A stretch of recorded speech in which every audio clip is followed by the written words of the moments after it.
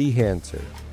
You know what it is. If you're watching this video, you've probably already watched 10 other videos about Dehancer. So this video, we're going to be talking about how I use Dehancer in my own video production workflow.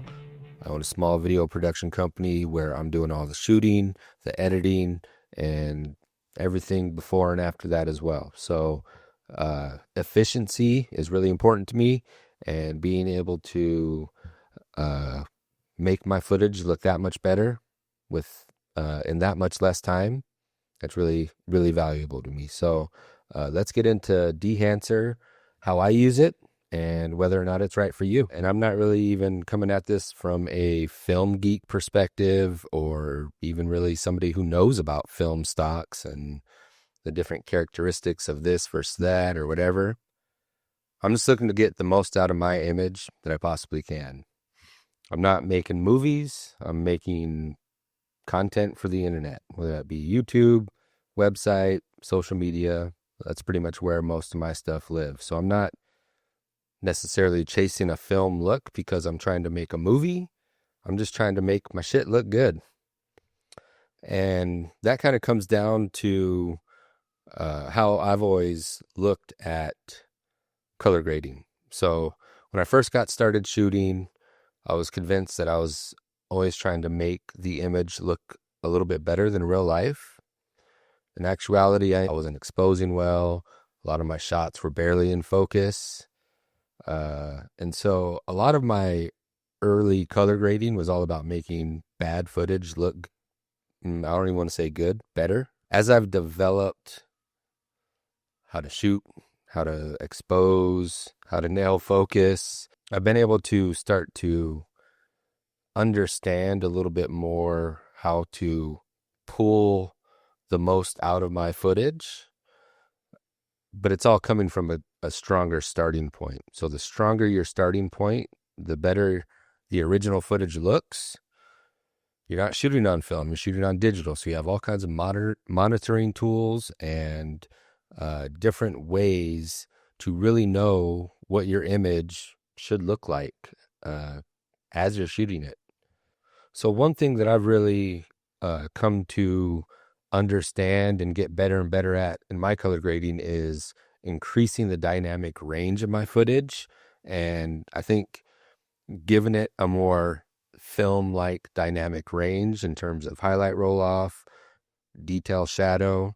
But I'm not doing that because I want it to look like film. I'm doing that because I want my footage to look good. I think the Dehancer film look just helps to accentuate what I've come to develop as my kind of look, I guess.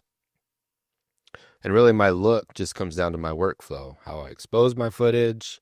Since I'm a one-man band, kind of doing everything from shooting to editing to color grading, I get the chance to really have the most control over the footage. And doing that, I need to make sure that I'm really efficient. And so Dehancer is just a way to enhance what I've already kind of gotten myself to from just a lot of experimentation and a lot of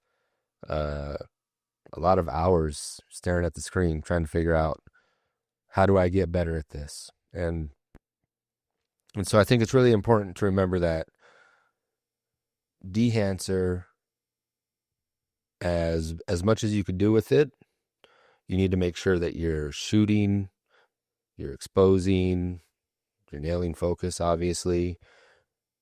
You're doing all the things that you need to be doing to make a good image. It's not just slapping Dehancer on and it's going to make your footage look like a movie.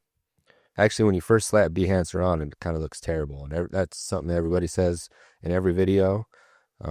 Maybe Dehancer will look into that and give you a little bit more of a clean starting point. On that note, we'll step into the screen here and I'll show you some of the projects that I've recently used Dehancer on and what I do to my footage in order to use Dehancer as a finishing touch rather than a one-stop shop.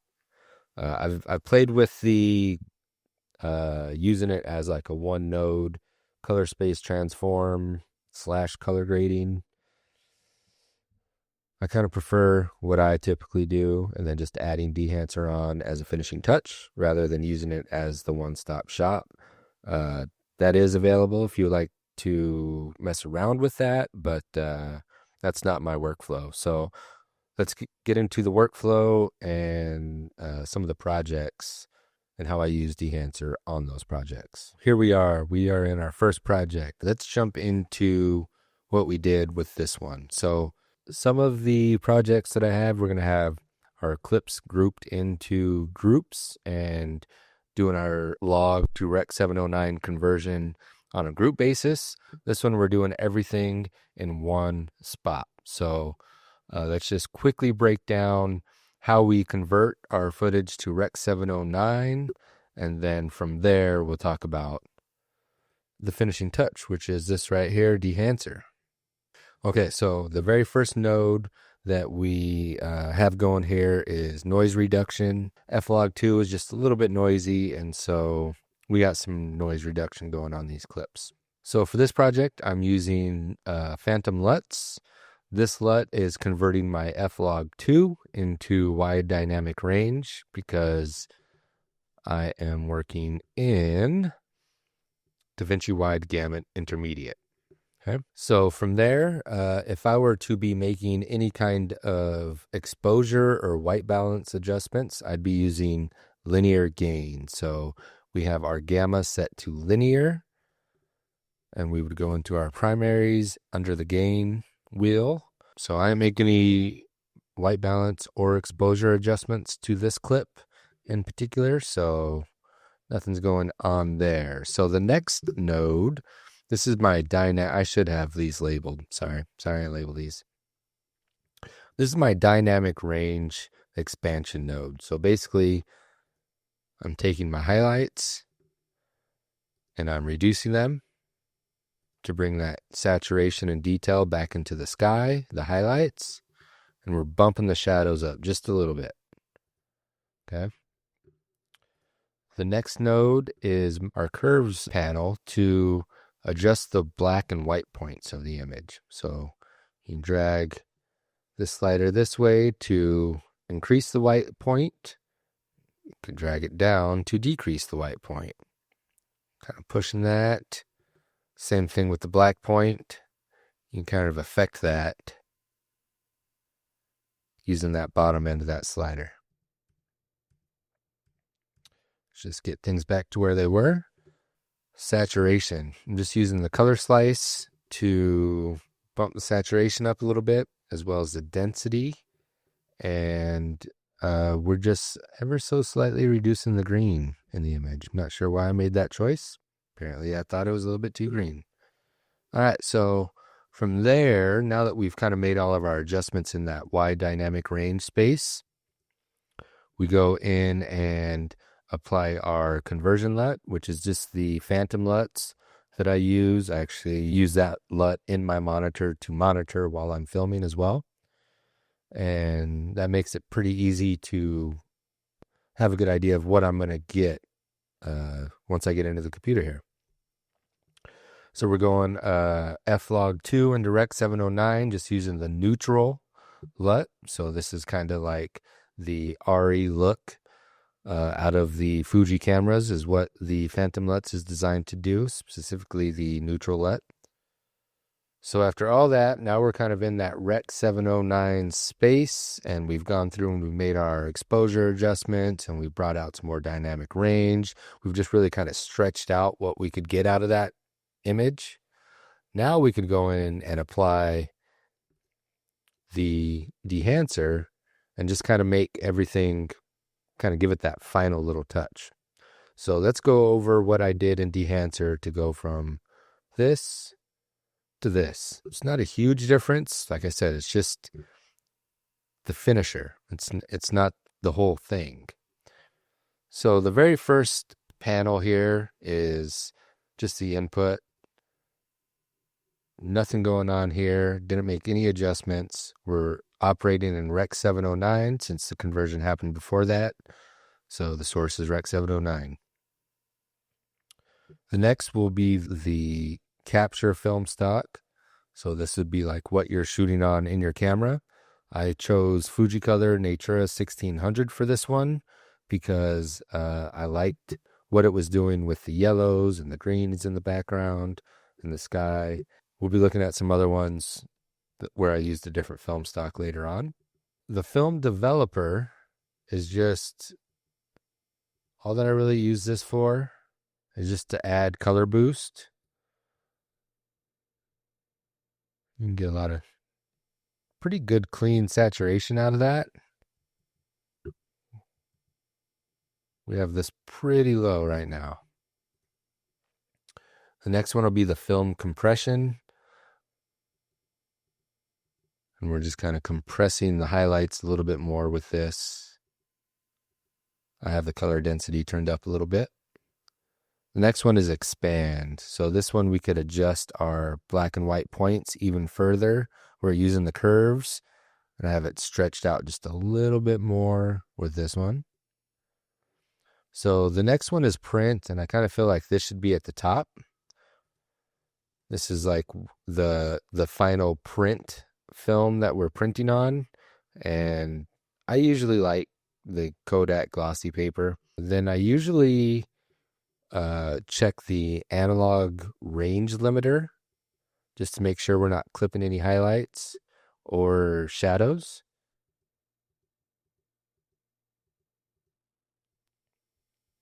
Next panel is the color head. This would basically be split toning. I don't have anything applied here. Next up, we got film grain. I never ever use film grain. I hate it. Next panel is halation. Not really seeing a whole lot here. Let's get to a better spot. So I know you're really going to see the halation. If you look right here around his chin strap. Subtle. I feel like when you apply the halation via the halation effect that we have. Where is it? Right here under the film emulation panel and effects. I kind of prefer this halation just because I feel like it's stronger. Anyways, next panel is bloom. Not seeing it a ton on this one here. Let's go do a different image. See it here? You really see what the bloom's doing here. Look more on her face. Just kind of see it making the highlights kind of expand out just a little bit more, softening everything. Really, I really like the fact that we're taking a lot of that digital edge off, not because we're chasing the film look, but just because what happens with the film emulations gives a more pleasing image. I'm just going to go through a couple more of these clips. I'm going to turn the Dehancer node on and off. So this is some Rec 709 stuff that I had actually lost a hard drive, and I was lucky enough to have a exported version of a rough draft that I was able to reuse these clips for. Otherwise, it would have been bad news. Back up your hard drives. And you kind of see what it's doing here. Really making things look really nice. Specifically, taking kind of that neon grass vibe out of there. That's really nice to get rid of that neon grass.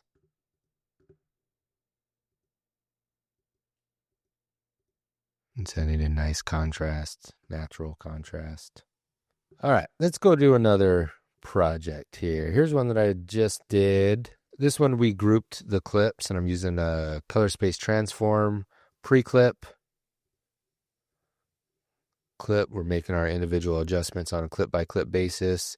Post-clip, I applied the JP2499 DCTL to convert from DaVinci wide gamut to Rec 709, and then we applied the split tone presets for that JP 2499.